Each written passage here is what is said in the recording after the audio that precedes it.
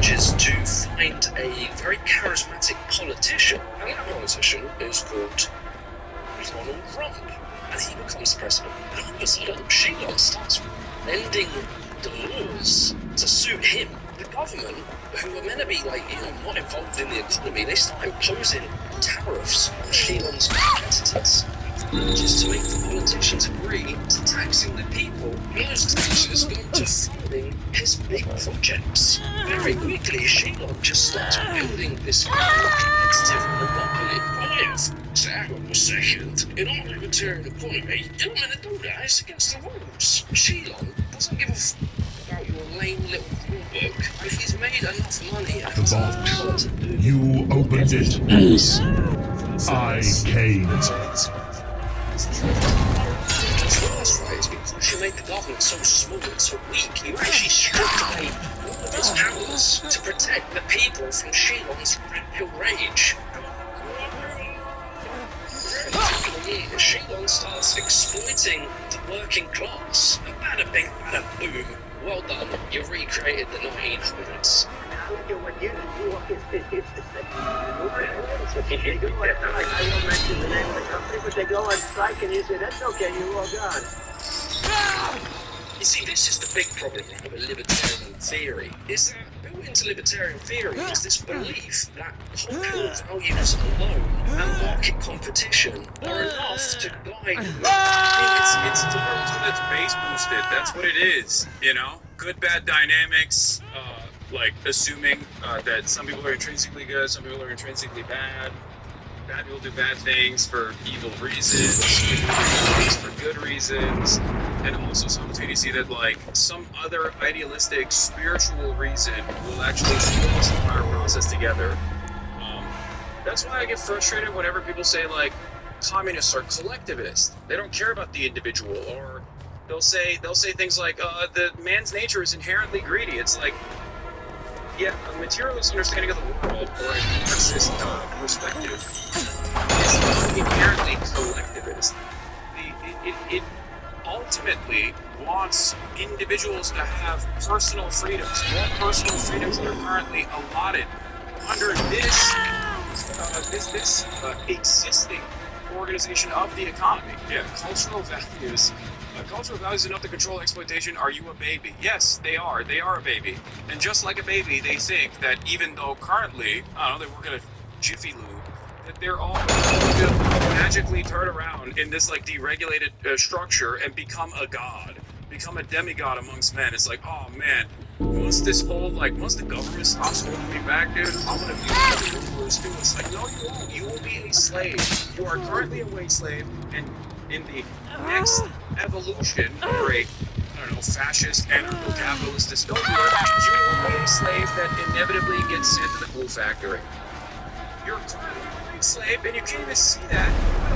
You think your situation is going to get better. You're currently advocating for your own demise as it stands. You're going to turn into a battery cell. They're going to melt you into biomatter. I'm telling you right now.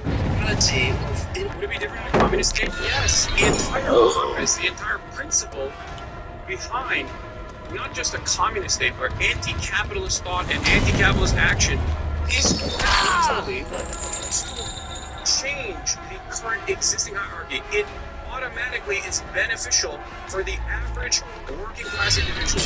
Okay? That's it. If you are truly someone who's self-interested and you are currently a wage laborer, you have two options. You either fantasize that one day you will be a owner, you will be a part of the working class, you will be a capitalist, and then those working poors better look out, because I'm going to be ruthless, right? You either fantasize about that every day, you recognize your current standing in society, you recognize the class dynamic, and you choose to undermine it. You choose to work against it. You choose to, for your best interest, create systems where you can advocate for more. Create systems where you can demand more from your bosses. For example, the profits, the surplus labor value that you contribute to the company, you can get more of that back. But it will never happen because you asked kindly enough. It will only happen if you get together and you say, hey, us, you don't really have much. Okay? You don't really have much. You just have a factory, you You have tools at your disposal, you have upfront capital, but value can only be created with all of us working on the assembly line. Without us, you have no value. That's just sitting there and it's depreciating. Those are depreciating assets. So, we want more. We want more in return than you are taking from us. As it stands, more benefits. We want more of the profits, a larger share of the profits that we're generating for you. The only way to get that is through collective bargaining and, if push comes to shove, showing your worth to the company with collective action, work stoppages, a strike. Individual people to not exploit each other, as opposed to having heavy sort of regulations. Just look through history, look at every civilization ever. History shows us that powerful, rich business people exploit workers wherever they can, unless the state steps in to stop it. You have security cameras right behind you at all times that are looking at you 24/7, and if you don't meet the standards or the rates, you're out the door, you're just disposable. Even modern, unfortunately. No way, man. A socialist state always changes one hierarchy of the plutocracy billionaires to the government bureaucrats is one hierarchy over another, and they both debase individually. Yeah. Do you have an alternative? What's your alternative? Are you an anarchist? Is that what your alternative is? Like, this notion is hilarious. We currently exist in the plutocracy of billionaires. You're making it seem as though under a socialist state, the government bureaucrats become the billionaires. Okay? The greatest example of this not being true is even when a country attempts to engage in a transitional socialist state like China, while there are still a tremendous number of issues in China in terms of its governance, in terms of its domestic policies, there is obviously better even development. Okay? It just is the truth that many Americans refuse to recognize. Many people in the Western world refuse to recognize that reality. Now, is China perfect? Far from it. Of course not. But with the limited amount of resources that they've had over an incredibly short period of time, they've been able to become a competitive global superpower that is seemingly going to outcompete the United States of America in a matter of a few years. If it's not already outcompeting the United States of America, how did that happen? Individuality. Base individuality is a silly centrist attitude to have in this process. You're imagining that socialism will create a new hierarchy, but then give the awesome power that capitalist billionaires have to government bureaucrats. All of a sudden, government bureaucrats are living in this living with incredible amounts of power, and your lives will still be dominated no matter what. Sure, there's a moral justification of that hierarchy based on the general good that ultimately concentrates power and abuses it. Yeah, I'm willing and able to concentrate power and abuse it at your behest. What I mean by that is, no matter how much wealthy people have told you that it would be terrifying to have public housing, I'm going to give that to you, whether you like it or not, okay? You might complain all day, every day about, oh no, we can't have socialized medicine in this country, that's devastating, that's terrifying. Yeah, guess what, dude? You're going to have it, and you're going to like it. Doesn't matter to me. And I'll give you an example of how you actually do like it. Are you ready? People with my mindset and the mindset of many others in this community have fought long and hard for a lot of the amenities that you currently take for granted. You don't like child labor. Child labor is hyper-exploitative. It's ridiculous. Well, thank a union for that. Thank the communists for that, for fighting long and hard. Literal labor militancy through battles with blood, sweat, and tears. You like the weekend? Thank a union for that. Thank some communists for that, okay? Do you enjoy the weekend? Do you enjoy, like, you have a sense of autonomy, a sense of purpose, a sense of humanity that you recover in that time frame? That is precisely because people older than you, okay, your great-great-great-great-grandparents fought long and hard to get that, okay? It does not happen because people are kind and ask for it in a kind manner. It doesn't work that way. You like a 40-hour work week? Okay, thank a labor union for that. Thank communists for that. Thank socialists for that. There are already so many things that you personally enjoy, that you personally like, that you personally take for granted, that people have actually actively fought for. We can't describe the reality of social support and investment. We need universal health care and education, but that doesn't mean there won't be a debasement of individuals as cannon fodder for the ruling class. exist in a world where you also, by your own admission, recognize that there's a ruling class that does not care about you, and then you fantasize about potentially another ruling class that will force more egalitarian policies upon you, but then you still fantasize about them dominating you somehow. I keep getting network errors on your stream all day with WTF. I don't know why it's happening. The icon of neoliberal philosophy. In her dying days, she regretted some of the forces that she unleashed through neoliberalism. Some of the arrogant displays of wealth jarred very much with me and with the Prime Minister. The capitalists who give Margaret Thatcher a bad name because she did not believe in excess. She believed in responsibility.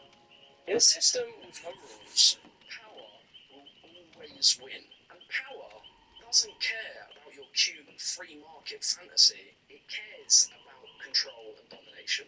The free market has never existed. It is a figment of the imagination of people. The market is a system that favors the rich, which is why the rich love markets.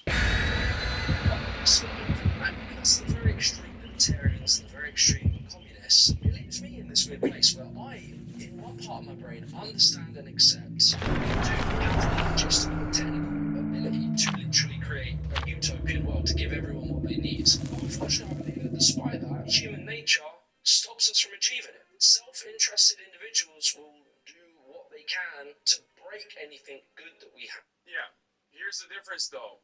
Self-interest is at the forefront of socialist thought, but absent of class consciousness, you will always advocate for your own demise when you talk about greed and self-interest as a way to maintain the capitalist organization of the economy as a working class individual. This is baked into our collective consciousness. Not only is human nature and self-interest not the end-all be-all, and I think that the entire history of humanity proves that we have always, there's no notion of like a natural state of being for humans. After all, what is natural about skyscrapers or airplanes or astronauts going to the International Space Station? None of that is natural. The entire existence of human nature is to overcome the natural predispositions. This is why it's considered a logical fallacy to apply naturalism as a argument. Okay? Everything we do is destroying nature. Now, having said that, I hate this take of yours. Why did you say spit, and then you said I hate this take of yours? Well, having said that, there is an argument you can make. There's a selfish argument you can make for socialism. There are more of us than there are of them. There are more people who are wage laborers than there are people who own capital. The problem is, people who own capital, who own capitalism, run the countries, run the organization of the economy, they run everything. And the entire system under capitalism is designed to keep the existing structure the way it is. That's it.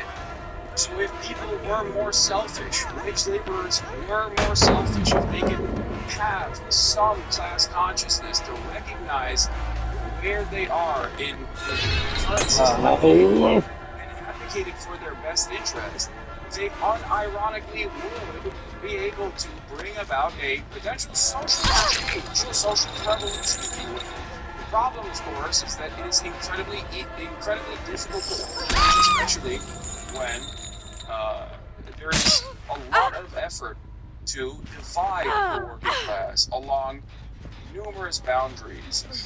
The easiest ones, of course, are to instill panic amongst the white working class, black working class, instill panic amongst immigrant laborers versus domestic labor. I don't know why there's a constant network error happening. I can't look into it, chatter. I don't know why. Yeah, here, this is my, girls love dictators and sound right. Yeah, I'm gonna be authoritarian, okay? I'm gonna be this is the, I reposted this authoritarian right now. Let me tell you something.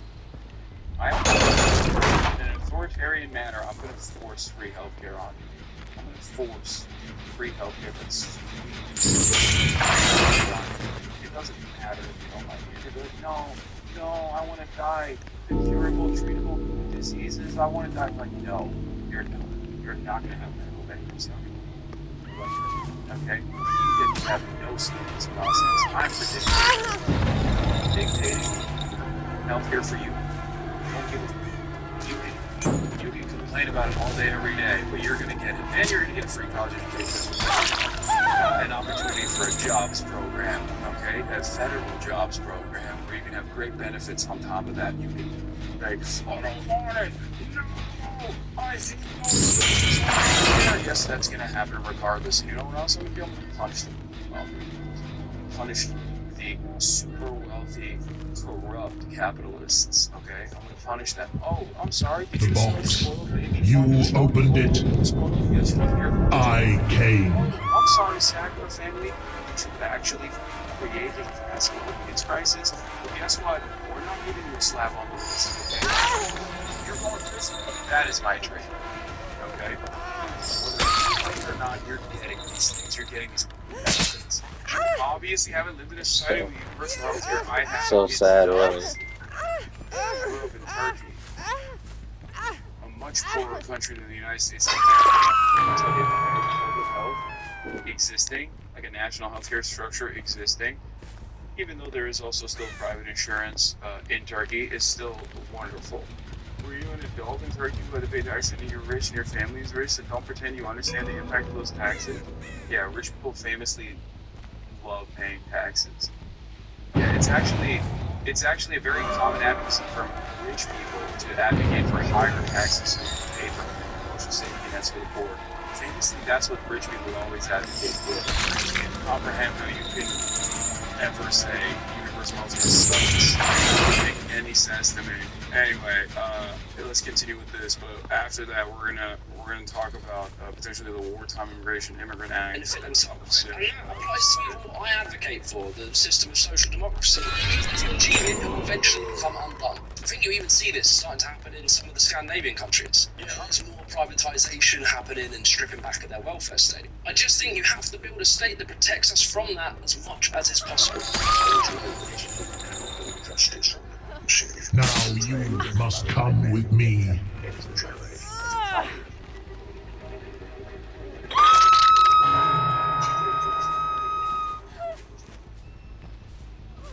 That understanding brings us to now, 2025, where we're in like this very weird time politically. So whilst wages have stagnated for the last 15 years, houses now cost 10 times the average annual salary. All the while corporations are making great corporate profits, whilst people can't afford anything. The middle class is shrinking. As long as this society seems to consider our time is much faster. Oh no, don't do that. No, not at all. I think they're extremely dangerous. I'm not Josh. I was one of these cultural warriors. I was deep in all this stuff. I was it's my things. Interesting. They all started in 2008. Are we underway? Are we underway? We're essentially down by 4 or 5%. Over 16%, 18%, 21%. 3%. I'm freaking out. Getting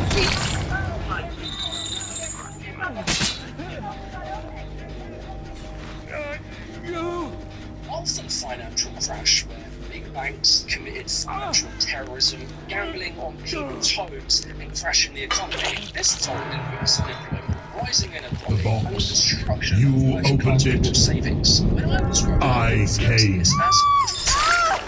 biggest financial crash that's happened since the Great Depression. They had branded it like it was a breakfast bar.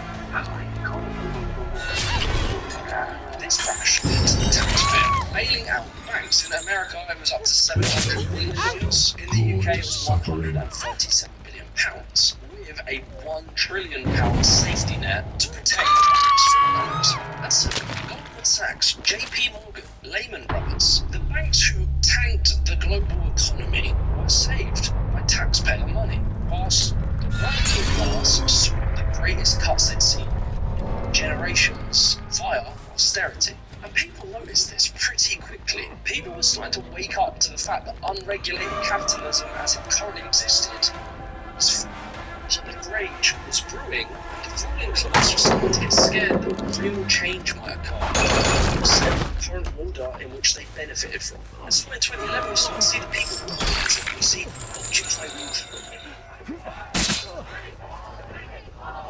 Suddenly, people aren't just pissed off and protesting, they're now naming names. The 1% becomes a mainstream concept. 1 in 7 children in the United States suffer from hunger at the same time giving billions and almost $1 trillion to Wall Street just for bailouts. We need an economy for the people and by the people, not by the rich and for the rich. People were noticing that the politicians they had to choose between were being funded by the same banks that just broke the economy.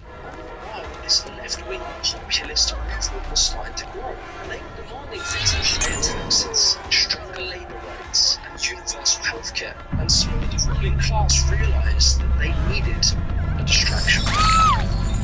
Welcome to the Contact Program. Tonight, the truth about social justice and distorting its meaning. No, we're going to correct its meaning.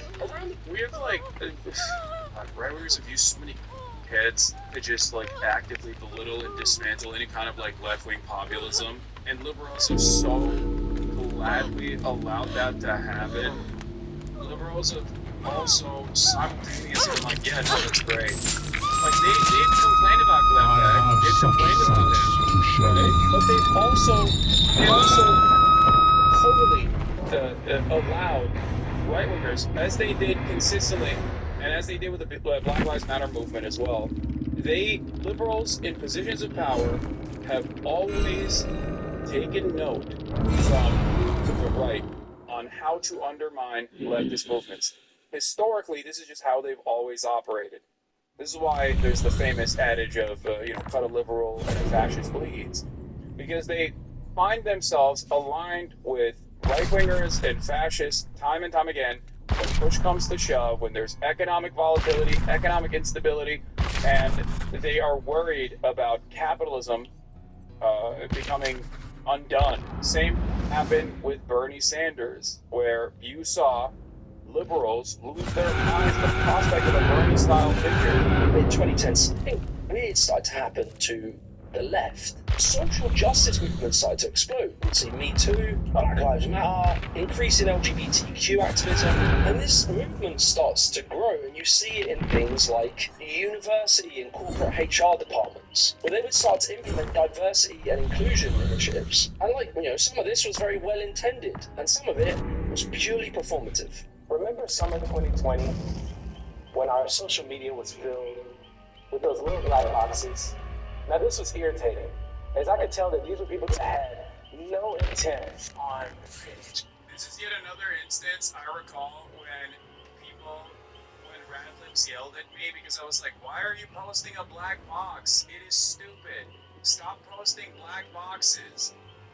You are actually not helping, but instead harming activists that are using the Black Lives Matter hashtag to get information across to as many people as possible.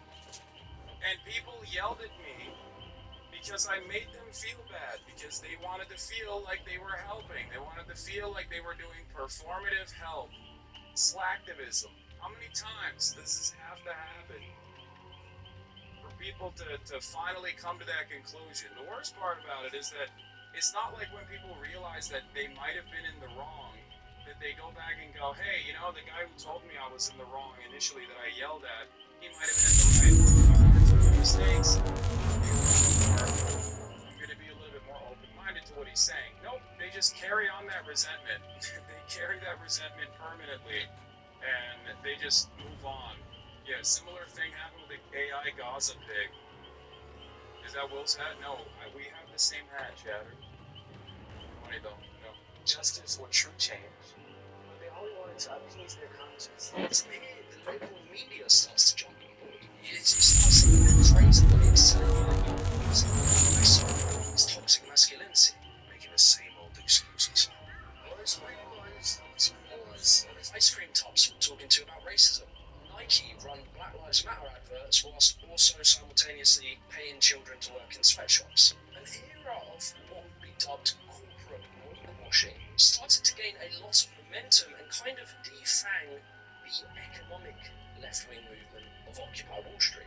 After George Floyd was murdered, big corporations would come out and making these statements about racism, donating to charities, etc. You know, they were very quiet, perhaps economic policies, higher minimum wage, stronger unions, enhancing social welfare programs, things that might help living conditions of people like George Floyd. Instead, these big businesses started to focus on pushing identity politics as the main leftist discourse. And to like average people, you could see it. You could see there was a hypocrisy. If you're not going to improve the living conditions that create many of these social problems, then it kind of came across as empty absence. And so it created a reactionary right-wing movement. I mean, you've talked about this at woke mind virus. Yeah.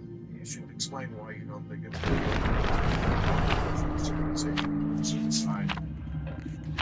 2016 onwards, YouTube explodes with SJW cringe compilations. And whilst it seemed quite organic, various think tanks funded by billionaires were actually funding these anti-woke content creators, politicians, and policies. Things like the American Principles Project, the Clement Institute, the Heritage Foundation, the Stanford Review, Rupert Murdoch, who owns Fox News, The Sun, The Times, New York Post. All of these people would weaponize wokeness as the biggest existential threat to society. David, am I overstating the fact that we're beginning to see the end of woke, the militarization of the Me Too movement and cancel culture? The oil billionaires Dan and Farris Wilks, they've pumped big money into... Great video, dude. I mean, he is so dialed in. I've talked about all this stuff extensively, but goddamn, Jimmy the Giant really cooked on this one. Do things like PragerU and Daily Wire, who would push people like Ben Shapiro, Candace Owens, Tucker Carlson, Jordan Peterson, etc. Eventually manifesting itself in Peter Thiel, the tech billionaire, being the financial backing force of J.D. Vance, who would of course become vice president. Some religions view the body as a temple, and some religions almost invite the pollution. I think the woke thing is inviting the pollution.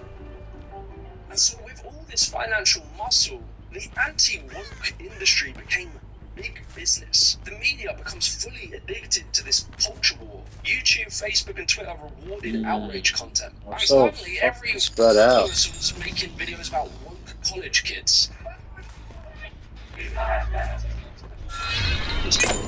Being a parent and seeing your child in video like this, being deranged, screaming at a speaker. Leading to this once united working class movement being divided into two box. camps. Right-wing people believe that opened it. woke is a list of problems. I Left-wing came. is convinced that fascism was the ultimate economics that created this fashion. And all the while they were fighting each other, the actual elite just laughing their asses off. Because no one was talking about them anymore. You can see this concept of like wealthy billionaire class deliberately trying to push the blame onto something else, depicted perfectly in this post. Crazy. Why would you say here? Insane. My daily. Good suffering. I don't agree with this assessment, I will say.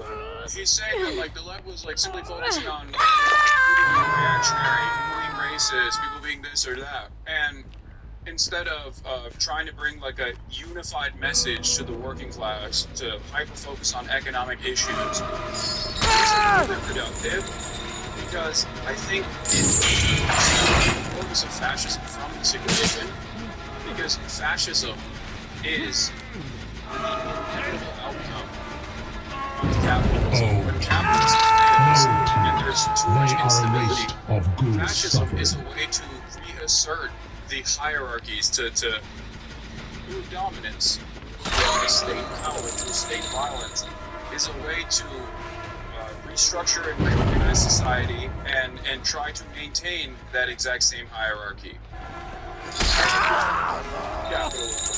So I think when people are yelling about fascists or fascism, they might be yelling specifically because they're upset that a racist person or fascist person is from them.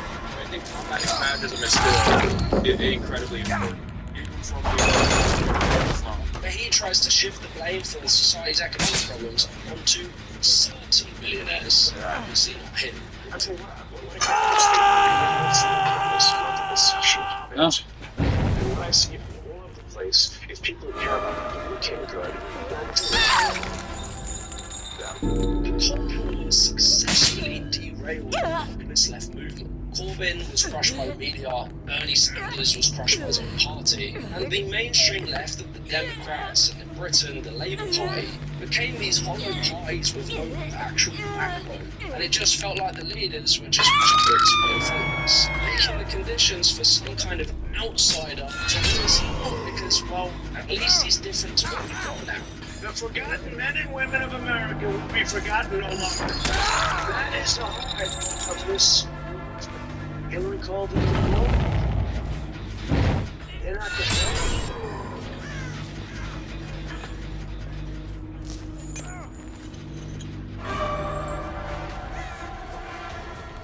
it gets even deeper than all that. So after that 2008 financial crash where everything went wrong, capitalism basically failed to be this. You opened it. Interest rates. I came.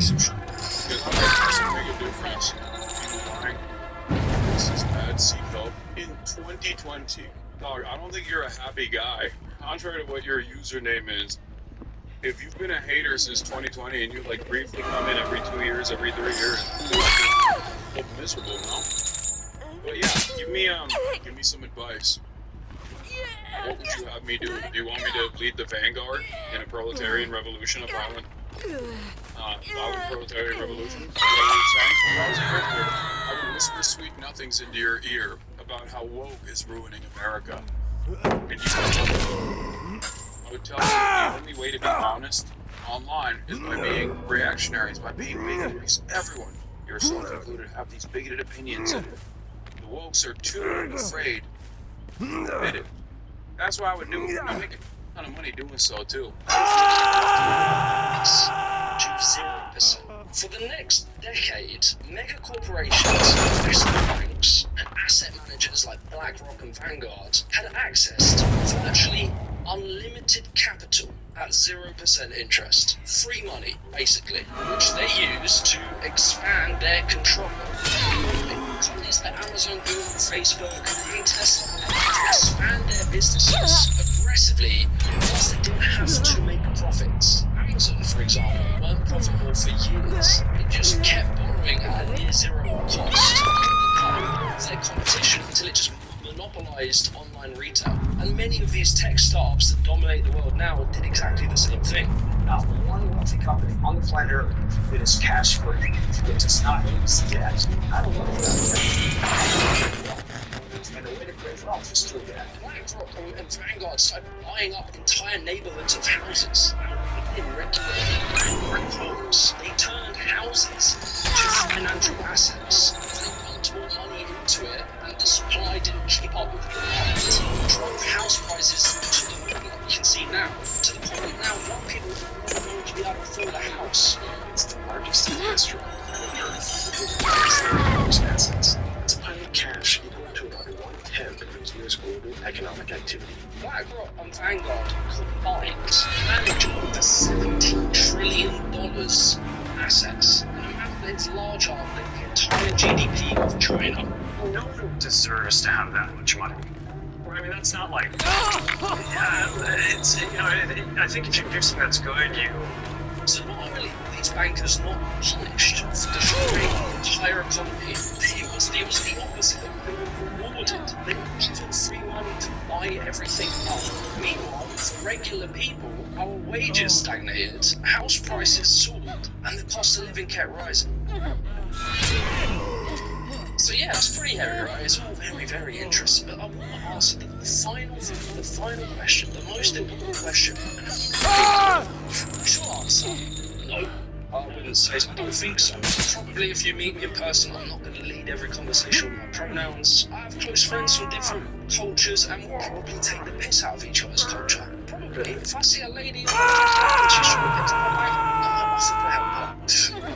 Trying to get bigger. But jokes aside, that doesn't mean that I don't think transphobia, homophobia, misogyny, racism, isms and schisms. I don't think that they are incredibly important topics. They are. Women still earn less than men for the same jobs. And when they try and ask for more money, they tend to get penalised for doing so, whilst men tend to get rewarded for that same behaviour. 77% of young people who are LGBTQ+, who when asked what was the cause of their homelessness, cited that family rejection, abuse, and being asked to leave the family home was the reason. And like in my country, we had anti-women riots that swept all over our country. Racist lines. And the guy who nearly led the Tory party and is still in their party refers to immigrants as importing alien cultures. Like he says it like it's a normal thing to say. These are incredibly real and very important topics. Unfortunately, due to the culture war, have been qualified into like entertainment. We seem to be going backwards with these things. This whole conversation that we were having, and I'm just going to throw it out there because there were so many, about going back and forth, the right versus the left, when we just snuck in Roe v. Wade. Like, what's being snuck in right now? As all this leaves me with a question, like, what am I going to do? I am just I'm not educated, but I do like want to try and help. I want to do my best to help. I've been blessed with this incredible platform, an incredible audience of you guys, and I also have the luxury of time and energy to focus in on trying to help. So my goal right now is to try and play my part in shifting the public discourse onto wealth inequality. The reality is right now, the middle class is shrinking, the poor are getting poorer. Wealth inequality is absolutely all of us over. The growing gap between rich and poor Americans is one of the biggest challenges facing the country. Get this, the richest 1% controls more wealth now than at any time in more than a half century. Why it gets me pissed is because it's literally stealing my generation's hope for a good future, a fulfilling life, the ability to buy a house, to have a family. This meritocracy we live in just is mental. You have to work so incredibly hard to get the bare minimum. I work. My wife also works, but it's probably not enough. It's minimum wage, so it doesn't cover the bills, the rent, and everything I'm going to pay for. Look, I'm going to be honest, right? I have 500,000 subscribers. I make good money. I do well. I went down the whole route of like mindset, self-improvement, all of this stuff. I did all that. And I succeeded, right? I made some it worked. But what I realistically got for it at the age of 30 is a mortgage on like an average size flat and an okay car. Don't get me wrong, I'm truly blessed with what I have and I'm very happy. But what I have materially is what the average family would have had many years ago. Earned on one wage whilst having 3 kids, working as a milkman. But I'm not a pessimist. I truly believe we can fix this. That is the more true. people we switch on to this message, the more... That's a really good point. That is a really good point. Like, this dude he's made it, right? 500,000 subs on YouTube, he's made it. He's famous, he has a house, he has a car. These are things that are like right now in this day and age, this is considered making it, right? And it's nuts. What he's talking about are just like the many are supposed to have one singular job. A single working parent household. So why that people can't comprehend that? Like we've lost sight of the American dream, right? Like the idea that you can just work a job, get good benefits, have kids, raise them, have a decent amount of time. Like, think about it, dude. I got canceled for buying a house for myself and my family as a socialism, by the way. As though I bought an apartment complex and became a landlord. Like, that's the way people treated it. How insane is that? It's reflective of how far removed we are from, like, normal living conditions. Okay, dude, is a huge house in Hollywood or whatever the fuck it is? It is kind of different, at least on the vibe check. Bro, what are you saying? First of all, it's a single-family home in West Hollywood, and if you think it's a mega mansion because of its price, you'd be deluded. It's a normal-sized house. It's probably smaller than your parents' house in Connecticut. Also, It doesn't matter. I didn't design the market.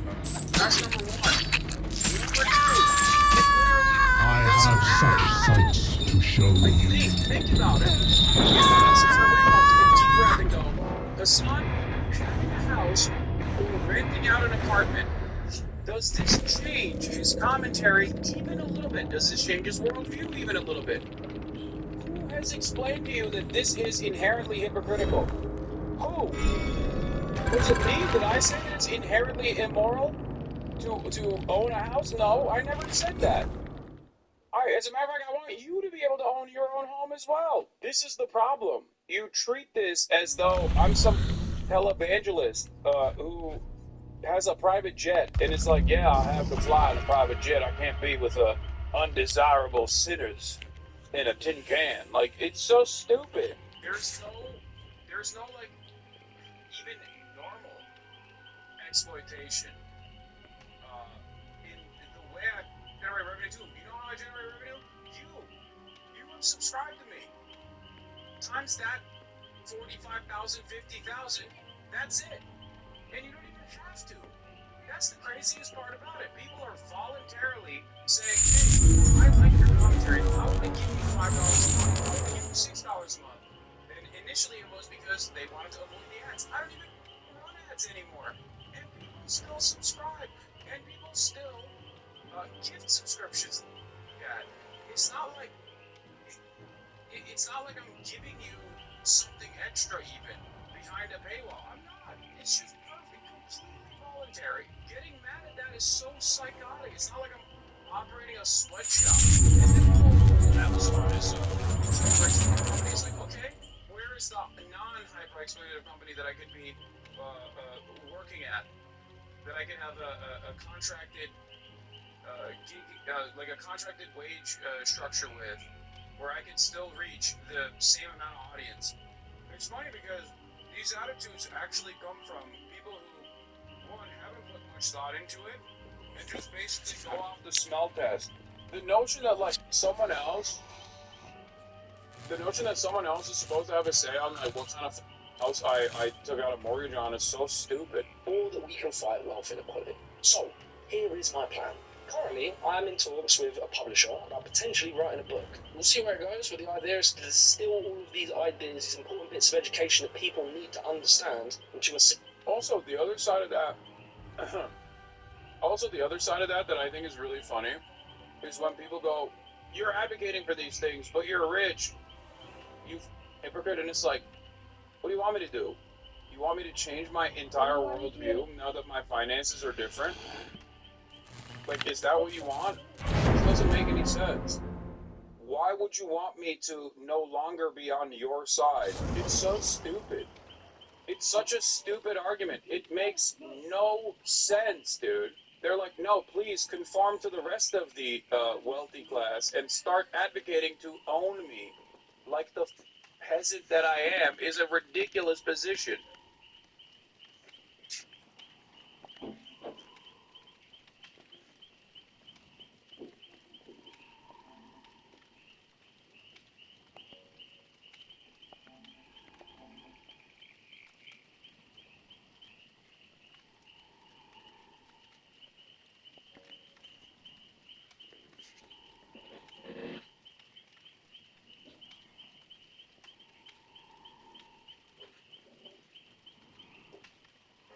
The lovely Mia.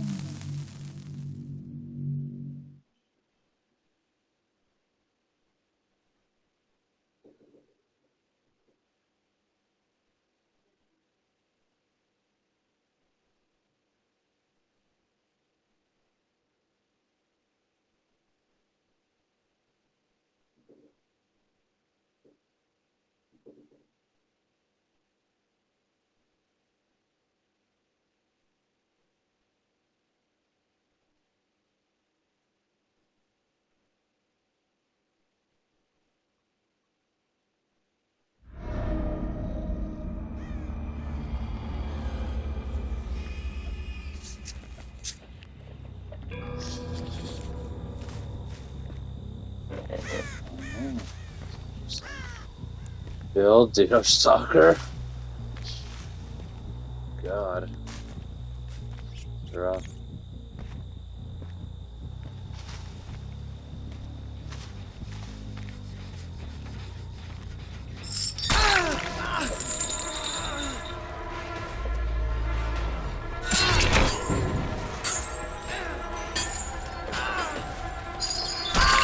Oh, that's real nice. What was that? Crowd control?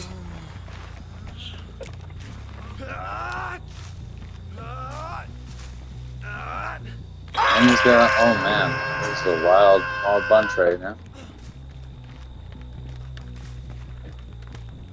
Okay, let's go that way.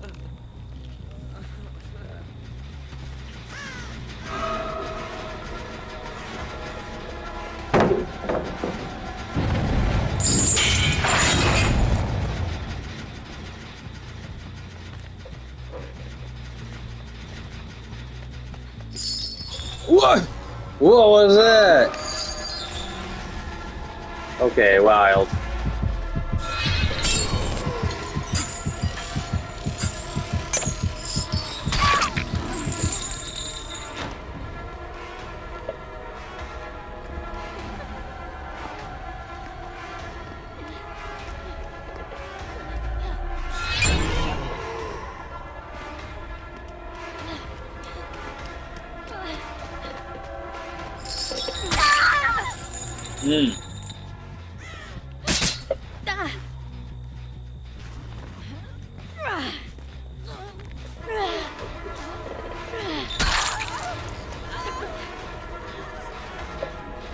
You.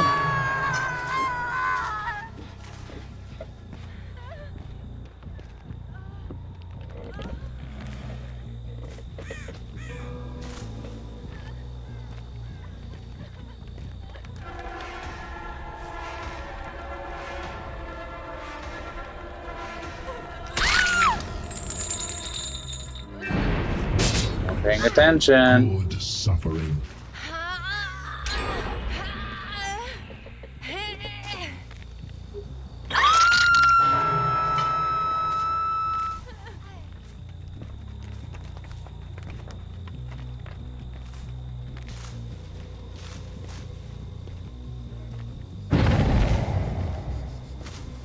You bastards, you cleansed it.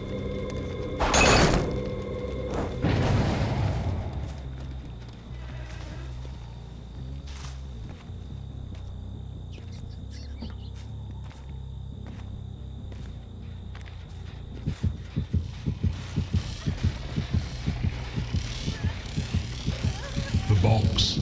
You opened it. I came.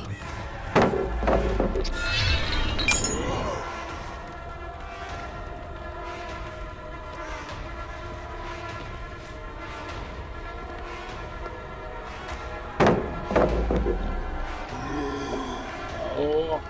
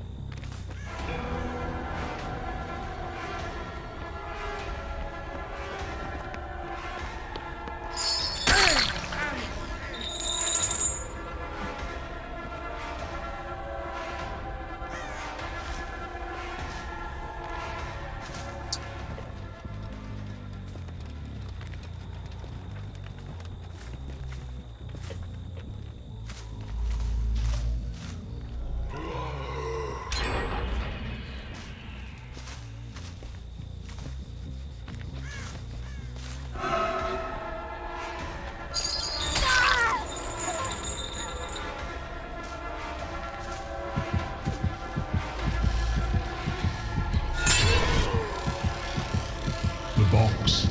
You opened it. I came. Nice.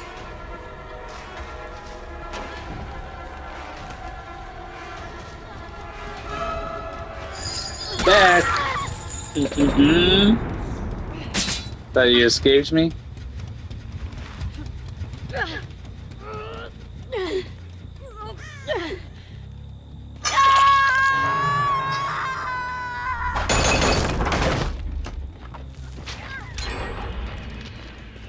Have to put that thing to use, I guess.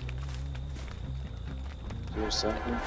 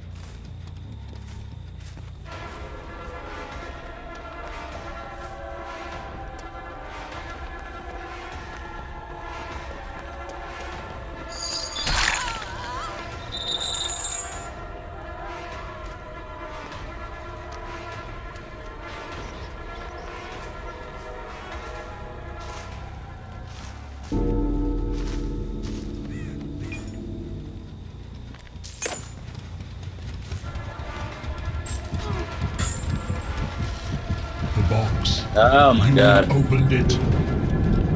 I came.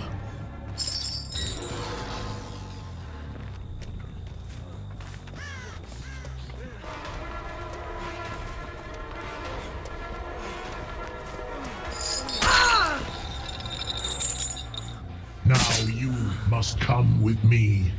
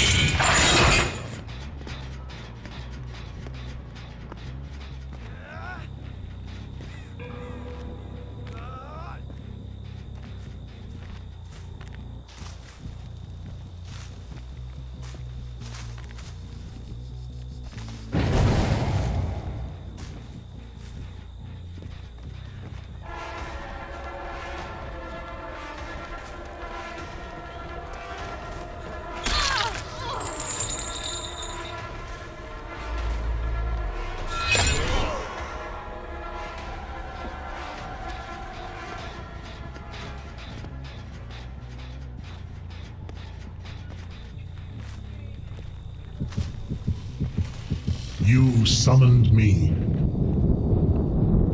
I came.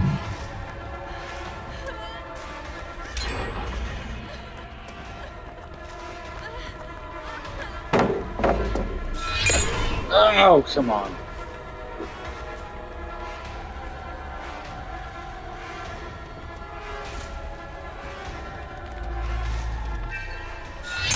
Wow, my trigger didn't work.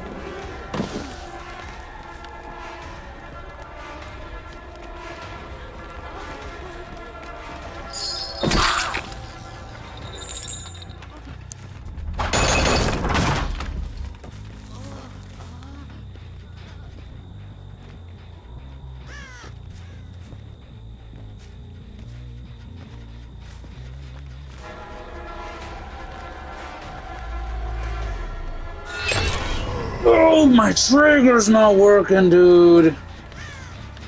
Oh, God. The box. You Might opened just be it. perfect. I came.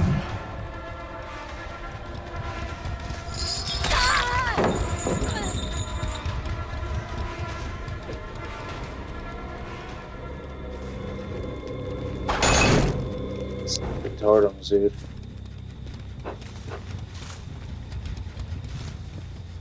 This way.